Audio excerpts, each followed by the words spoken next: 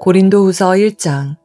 하나님의 뜻으로 말미암아 그리스도 예수의 사도된 바울과 형제 디모데는 고린도에 있는 하나님의 교회와 또 온 아가야에 있는 모든 성도에게 하나님 우리 아버지와 주 예수 그리스도로부터 은혜와 평강이 있기를 원하노라.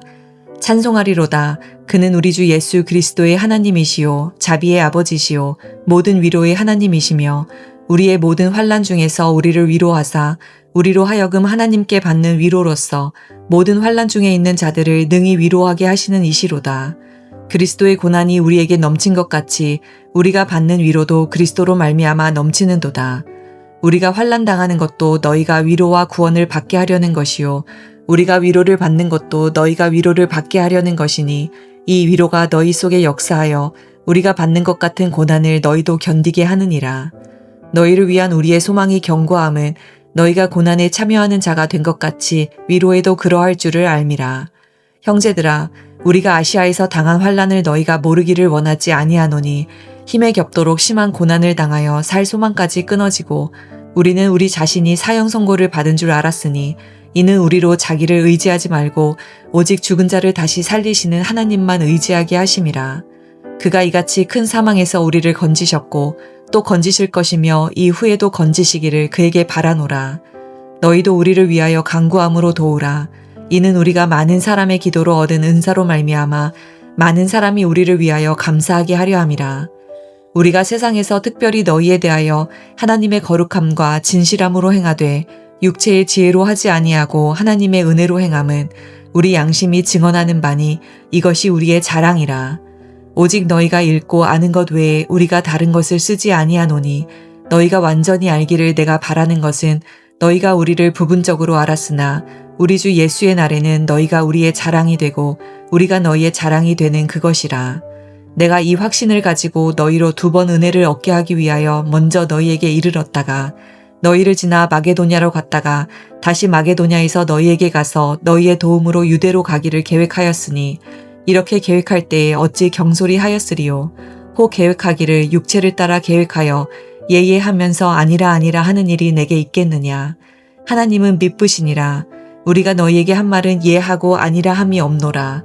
우리 곧 나와 실루아노와 디모데로 말미암아 너희 가운데 전파된 하나님의 아들 예수 그리스도는 예하고 아니라 함이 되지 아니하셨으니 그에게는 예만 되었느니라. 하나님의 약속은 얼마든지 그리스도 안에서 예가 되니 그런즉 그로 말미암아 우리가 아멘하여 하나님께 영광을 돌리게 되느니라. 우리를 너희와 함께 그리스도 안에서 굳건하게 하시고 우리에게 기름을 부으신 이는 하나님이시니 그가 또한 우리에게 인치시고 보증으로 우리 마음에 성령을 주셨느니라. 내가 내 목숨을 걸고 하나님을 불러 증언하시게 하노니 내가 다시 고린도에 가지 아니한 것은 너희를 아끼려 함이라. 우리가 너희 믿음을 주관하려는 것이 아니요 오직 너희 기쁨을 돕는 자가 되려 함이니 이는 너희가 믿음에 섰음이라. 아멘. 오늘 함께 읽은 고린도 후서 1장은 사도 바울이 고린도 교회에 보내는 2번째 편지입니다. 특별히 고린도 후서 1장에서는 고난 속에서 경험하는 하나님의 위로와 또 신실하심을 이야기해주고 있습니다. 사도 바울은 먼저 하나님을 이렇게 부르는데요. 3절 말씀을 보면 우리 주 예수 그리스도의 하나님이시요 자비의 아버지시요 모든 위로의 하나님이시며 라고 기록하고 있습니다. 표현은 하나님은 단순히 멀리 계신 분이 아니라 고난 속에 있는 성도들을 실제로 위로하시는 하나님임을 기록하고 있습니다. 사도 바울은 자신이 많은 환난을 겪었지만 하나님께서 그를 위로하셨다고 이야기하고 있습니다. 그리고 그 위로는 개인적인 경험에서 끝나는 것이 아니라 다른 사람을 위로하는 사역으로 이어져야 한다라고 설명하고 있는데요. 우리 한번 4절 말씀을 같이 읽어보도록 하겠습니다. 우리의 모든 환난 중에서 우리를 위로하사 우리로 하여금 하나님께 받은 위로로서 모든 환난 중에 있는 자들을 능히 위로하게 하시는 이시로다. 4절 말씀을 통해서 우리가 계속적으로 볼 수 있는 것은 우리에게 있는 고난과 환난은 단순히 고난과 환난에서 그치는 것이 아니라 하나님께서 우리의 고난과 환난을 통해서 우리가 더욱 깊은 공감과 사랑으로 다른 이들을 돌볼 수 있게 만드심을 볼 수가 있습니다. 이를 통해 우리는 하나님의 사랑을 주변 사람들에게 전하며 그들의 상처와 고통 속에서, 그들의 고난과 어려움 속에서도 신앙과 소망을 잃지 않도록 도울 수 있음을 이야기해주고 있습니다.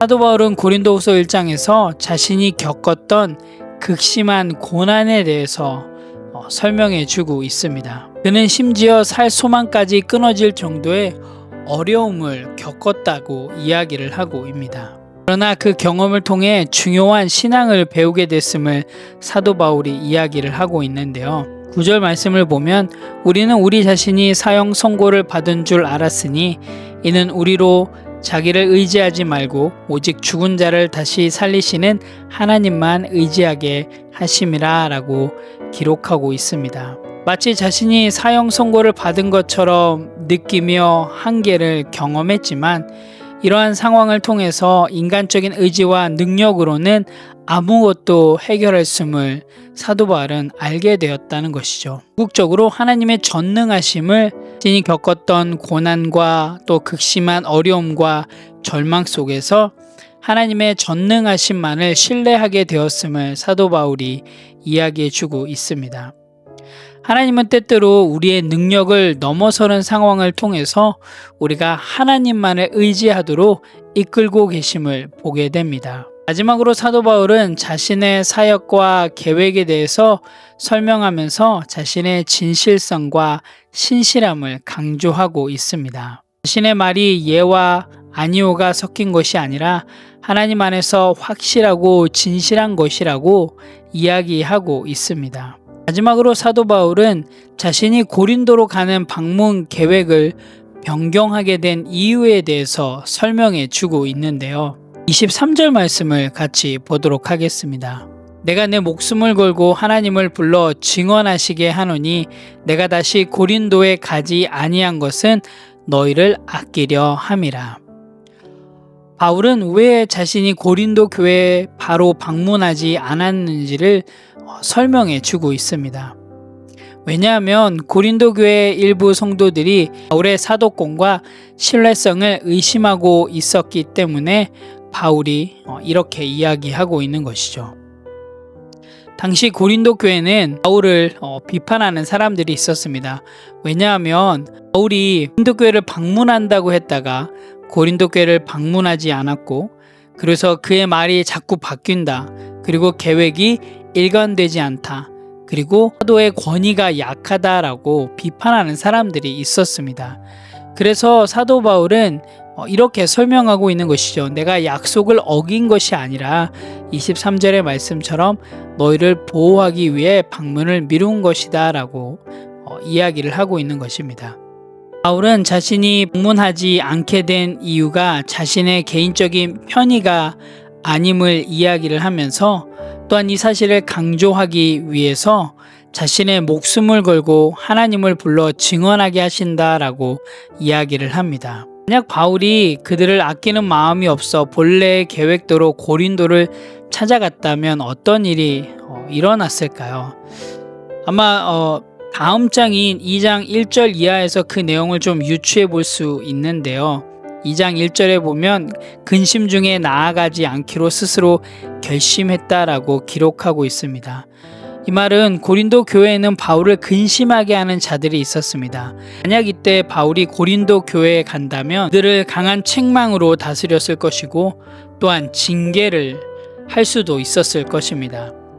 하지만 바울은 그들이 자신들의 잘못을 깨닫고 회개할 시간이 필요하다고 판단했고, 그래서 그들에게 먼저 편지를 보내서 회개할 기회를 준 것이죠. 결국 바울의 방문 연기는 궤적 배려 때문에 있게 된 것입니다. 고린도후서 1장을 통해서 우리가 알 수 있는 건 하나님은 고난 속에서 우리를 위로하는 분이시며 또한 그 위로는 다른 사람을 위로하는 사명으로 이어지고 하나님은 모든 약속을 반드시 이루시는 신실하신 분이심을 우리가 함께 읽은 고린도후서 1장을 통해서 살펴볼 수 있습니다. 오늘 함께 읽은 고린도후서 1장을 통해서 또 우리의 삶 가운데 실행하고 실천할 부분들을 함께 나누기를 원합니다.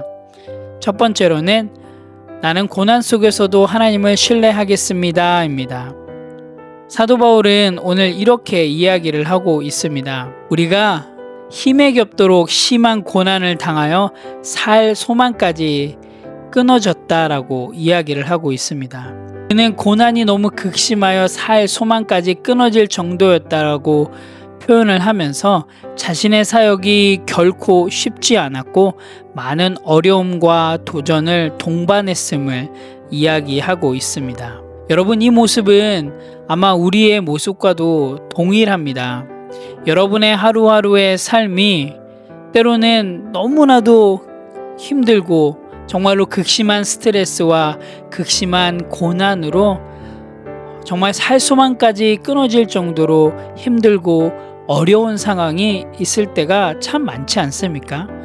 그런데 오늘 사도 바울의 고백처럼 그럼에도 불구하고 우리가 해야 될 것은 어떠한 상황 속에서도 하나님을 원망하기보다는 하나님을 신뢰하고 하나님을 의지하며 나아가는 그런 건강한 성도가 되시길 원합니다.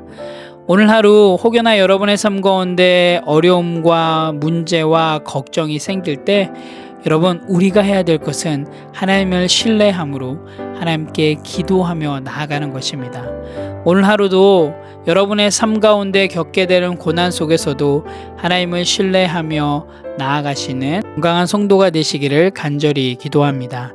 두 번째로는 하나님이 이루실 약속을 믿겠습니다 입니다. 오늘 함께 읽은 고린도후서 1장 20절의 말씀을 보게 되면 하나님의 모든 약속은 예수 그리스도 안에서 성취되고 있음을 보게 됩니다. 여러분, 우리가 성경을 통해서 쭉 살펴보고 있듯이 하나님께서 하신 약속을 단 한 번도 어기신 적이 없습니다. 비록 우리의 상황이 불확실해 보여도 하나님은 하나님께서 맺으신 그 약속을 단 한 번도 어기신 적이 없습니다.